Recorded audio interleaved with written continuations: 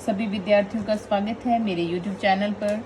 आज हम कक्षा 9 की प्रश्नावली 1 के कुछ प्रश्न करेंगे। पहले हमने एक प्रश्न किया था कि दो संख्याओं के बीच में, हमने ये प्रश्न किया था 1 और 2 के बीच में परिमेय संख्याएं जो हैं वो ज्ञात करना।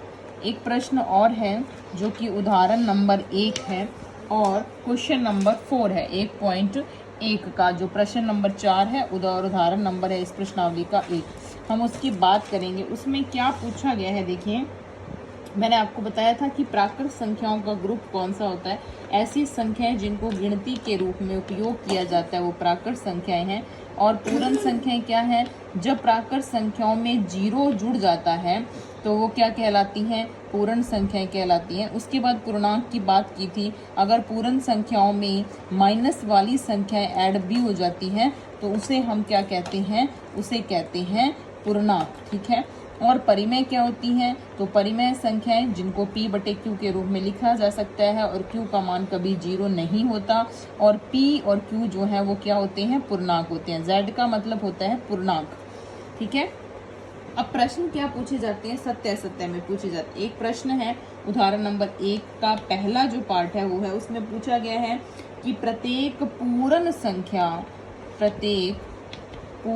संख्या एक प्राकृत संख्या होती है। प्रत्येक पूर्ण संख्या क्या प्राकृत संख्या होती है। तो ये सत्य है या असत्य, इस तरह के प्रश्न पूछे गए। तो आपको ध्यान रखना है, अगर आप इधर से इधर जा रहे हैं तो यस आएगा, लेकिन अगर इधर से इधर आ रहे हैं, यानी ये क्रम याद रखना है, तो असत्य आएगा। जैसे देखिए पूर्ण संख्या प्राकृत होती है, तो पूर्ण ये रहा, प्राकृत पीछे है। अगर हम पीछे जाएंगे तो आंसर आएगा असत्य। तो इसका उत्तर क्या आएगा, असत्य। मैं इसका कारण बता देती हूँ। देखिए इसमें प्रश्न है कि पूर्ण संख्या प्राकृत होती है क्या, तो पूर्ण संख्या क्या है, पहली पूर्ण संख्या क्या है, 0। और 0 क्या है, पूर्ण तो है लेकिन प्राकृत संख्याओं में शामिल नहीं है, इसलिए ये क्या हो गया है, असत्य हो गया है। दूसरा प्रश्न है प्रत्येक पूर्णांक एक परिमेय संख्या होती है। प्रत्येक पूर्णांक परिमेय होता है, तो पूर्णांक से परिमेय पर गए, यानी आगे की तरफ गए, पूर्णांक ये रहा और परिमेय ये रहा। पूर्णांक का तीसरा नंबर, परिमेय का चौथा नंबर। तो अगर हम आगे की तरफ जा रहे हैं तो उन प्रश्न में, सभी प्रश्न में सत्य आएगा, और अगर पीछे की तरफ आ रहे हैं तो उनमें असत्य आएगा, ठीक है। तो ये 2 प्रश्न हो गए। अब तीसरा प्रश्न है, उसमें ये बोला गया है कि प्रत्येक परिमेय संख्या एक पूर्णांक होती है। प्रत्येक परिमेय संख्या एक पूर्णांक होती है। तो देखिए परिमेय पूर्णांक, तो परिमेय ये रहा और पूर्णांक ये रहा, तो वापस आ रहे हैं, और यदि वापस आते हैं तो उत्तर क्या होता है, असत्य होता है। बस और कुछ नहीं देखना। तो आपको ये क्रम जो है वो सभी बच्चे नोट कर लें, और क्रम में अगर इस तरफ जा रहे हैं तो सत्य आएगा, और इधर से इधर वाला नंबर आ रहा है, यानी पहले ये आ गया और फिर ये, जैसे देखिए पहले परिमेय आ गया और फिर क्या आ गया, पूर्णांक आ गया। तो परिमेय से पूर्णांक की तरफ जा रहे हैं तो असत्य आएगा, और पहले पूर्णांक फिर परिमेय लिखा है तो सत्य आएगा। ये आपको सबको क्या ध्यान रखना है। प्रश्नावली जो है आपकी 9th क्लास की प्रश्नावली 1.1 का जो दूसरा और तीसरा प्रश्न है वो हमने पहले कर लिया था, और आज हम जो है वो चौथा प्रश्न kरेंगे। चौथे प्रश्न में भी यही सवाल है। पहला प्रश्न है कि प्रत्येक प्राकृत संख्या एक पूर्ण होती है। प्रत्येक प्राकृत संख्या एक पूर्ण होती है। तो प्राकृत से कहाँ जा रहे हैं, पूर्ण की तरफ जा रहे हैं, यहाँ से इधर जा रहे हैं, तो क्या आएगा, सत्य आएगा। प्रत्येक प्राकृत संख्या एक पूर्ण संख्या होती है, तो उसमें क्या आएगा, सत्य आएगा। दूसरा प्रश्न है प्रत्येक पूर्णांक एक पूर्ण संख्या होती है। तो क्या पूछा है, पूर्णांक से पूर्ण की तरफ आ रहे हैं, तो यानी वापस आ रहे हैं, तो वापस आते हैं तो आंसर क्या आता है, असत्य आता है। इस प्रकार आपको ये प्रश्न जो है उदाहरण नंबर 1 और प्रश्न संख्या 4 जो है वो सबको अपनी कॉपी में करनी है। और इस क्रम को विशेष रूप से ध्यान रखना है। इससे आपको क्या होगा, संख्याओं की जानकारी भी रहेगी और ग्रुप का जो पता है वो भी आसानी से लगा सकते हैं। अब आपकी जो प्रश्नावली 1.2 है वो कटी हुई है, यानी उसके प्रश्न जो है हमें इस बार नहीं करने हैं और उसके बाद जो है वो प्रश्नावली 1.3 के प्रश्न करने हैं। और 1.3 में क्या है, वास्तविक संख्याएं और उनके दशमलव प्रसार जो हैं उनको शामिल किया गया है। और इसको हम इस तरह से समझ सकते हैं, ये मैं आपको उदाहरण नंबर 5 जो है, एग्जाम्पल नंबर 5 वो करवा रही हूँ। देखिए प्रश्न है कि 10/3, 7/8 और 1/7 इन सभी संख्याओं के दशमलव प्रसार जो हैं वो हमें ज्ञात करने हैं कि इनके दशमलव प्रसार जो हैं वो किस प्रकार के होंगे। तो इसके लिए हमें 10 को भाग देना है 3 से। जब हम 10 को भाग देंगे 3 से तो हर बार देखिए 3 दशमलव, अब 10 वापस आ गया है और 3, क्योंकि ऊपर कोई अक्षर नहीं है हम 0 लगाएंगे और यहाँ दशमलव लगाएंगे तो वापस 3 तिया 9, 3 तिया 9, इस तरह से ये 3 3 चलता जाएगा।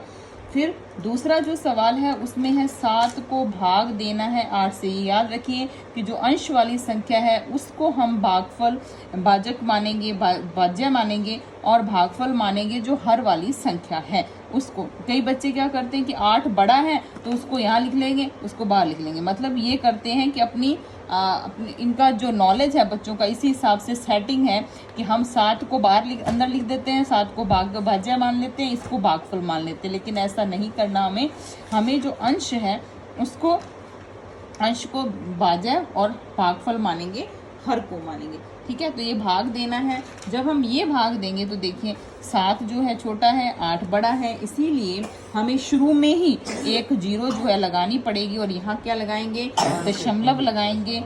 और 8 के पहाड़े में 8 नंबर पर 64 आता है, यहाँ माइनस करेंगे तो 60 आएगा। 8 7 कितना हो गया है, 56 हो गया है। इस तरह से ये पहाड़ा जब हम पढ़ेंगे तो आप देखेंगे कि एक स्थिति पर जाकर ये जो भाग है वो खत्म हो गया है, यानी इससे आगे जो है वो नहीं आएगा क्योंकि शेषफल जो है वो 0 आ गया है। तो हमारे पास 2 स्थितियां आई। एक स्थिति में तो दशमलव प्रसार जो है वो खत्म हो गया है और पहली स्थिति में क्या है कि वही संख्या बार बार जो है वो रिपीट हो रही है। और तीसरा जो सवाल आएगा यानी 1/7 वाला जो सवाल है उसका जो आंसर है वो क्या आएगा, वो आएगा 0.142857 और उसके बाद वापस से 1 आना लग जाएगा। जैसे देखिए 10 आया, 10 क्या है, 7 1 कम 7, 1 आ गया, फिर 3 आ गया, 0 आ गई, 7 चौके क्या हो गया, 28 हो गया, फिर वापस 20 आया, 7 दूनी कितना हो गया है, 14 हो गया है, फिर 6 60 आया, 8 7 कितना हो गया है, 56 हो गया, फिर 40 आया, 7 5 कितना हो गया, 35, फिर 5 आया, 0 आया और 50 और 7 7 49 हो गया है और 1 10। अब वापस 1 आ गया तो वापस से यही जो नंबर है वो दोबारा आने लग जाएंगे, यानी इन्हीं नंबरों की क्या होगी, पुनरावृत्ति होनी शुरू हो जाएगी। तो इसमें हमारे को देखने को मिलता है कि 3 स्थितियां आती हैं। पहली स्थिति ऐसी है जिसमें शेषफल जो है वो 0 आ जाए। अगर शेषफल 0 आ जाए तो उन दशमलव संख्याओं का प्रसार कैसा होता है, शांत प्रसार होता है। क्या होता है, शांत प्रसार होता है। तो ये परिमेय संख्याएं जिनका दशमलव जो है प्रसार वो खत्म हो जाता है, यानी शेषफल जो है वो 0 आ जाता है, वो शांत प्रकार की संख्याएं जो हैं वो होती हैं। और दूसरी संख्याएं हैं जिनका शेषफल कभी भी 0 नहीं आता, जैसे यहाँ नहीं आया और इस सवाल में नहीं आया। लेकिन जो संख्याएं हैं, लेकिन जो पुनरावृत्ति है वो भागफल में अंकों की जो पुनरावृत्ति है वो होती रहती है।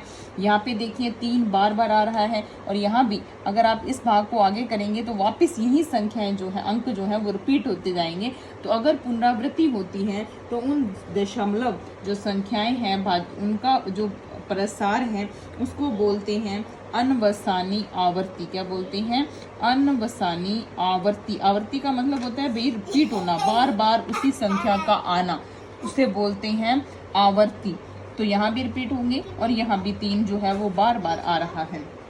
तो ये दशमलव संख्याओं के कुछ प्रसार हैं, वास्तविक संख्याओं के कुछ प्रसार है, और इससे हम ये पता लगा सकते हैं कि संख्याएं जो हैं परिमेय है या अपरिमेय है। ऐसी संख्याएं जिनका दशमलव प्रसार जो है वो खत्म हो जाता है, जिनका दशमलव प्रसार जो है वो खत्म हो जाता है या रिपीट होता है, ऐसी संख्याओं को कहते हैं परिमेय संख्याएं। और जिन संख्याओं का दशमलव प्रसार न तो रिपीट होता है और न ही खत्म होता है, ऐसी संख्याओं को अपरिमेय कहते हैं। यानी अगर आपसे कोई पूछ ले कि परिमेय संख्याओं का दशमलव प्रसार जो है, परिमेय संख्याओं का दशमलव प्रसार जो है वो किस प्रकार का होता है, तो आप लिखेंगे 7। 7 मतलब भाई शेषफल जो है वो 0 आ जाए। या होता है अनवसानी आवर्ती, मतलब कि बार बार रिपीट होता है, अनवसानी आवर्ती होता है।